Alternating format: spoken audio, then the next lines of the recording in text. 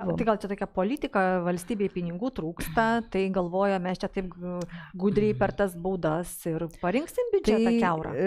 Biudžeto per baudas nesurinksim. Mes paprasčiausiai dabar turim turėti omeny, kad valstybė jau baigė viską išsiparceliuoti, ar ne?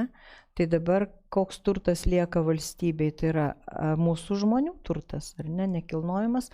Praeitą savaitę per žinias klausau, policijos atstovas kalba apie tai, kad jie išrašė 300 000 baudų nusižengimų, ar ne?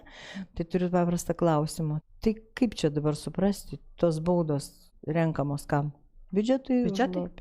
Nu, jeigu mes nekalbėsim apie tai, kaip uždirbti pinigus, bet kaip atimti. Tai va tik tai apie tai kalbam. Iš tiesų tokia politika, ne kaip uždirbti, ne kaip valstybei turėti pinigų, kaip verslą skatinti investicijas, bet kaip atimti. Pinigai yra tik uždirbami.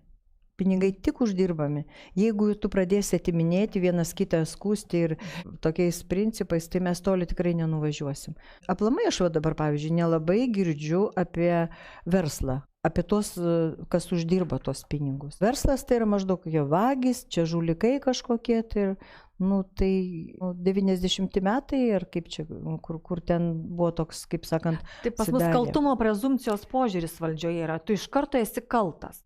Na, toks įspūdis, kad kaltumo prezumpcija, iš karto jūs taip. Verslininkai tokie, smulkus, vidutiniai galvojat, kaip ten mus apgauti, čia reikia jums tokį mokestį, tokį baudą, tą. Ir tos sistemos, kurios yra, jos iš tikrųjų viena su kita nekoreliuoja, jos nesurištos, dešinė nežino, ką daro kairė ir šitos sistemos yra ne žmogui. Čia žmogaus nerasta tiek sveikatoj, tiek kitur, daug čia tų problemų visi išsako. Tikimės, kad ateis laikas, kai vis tiek tas problemas reiks spręsti.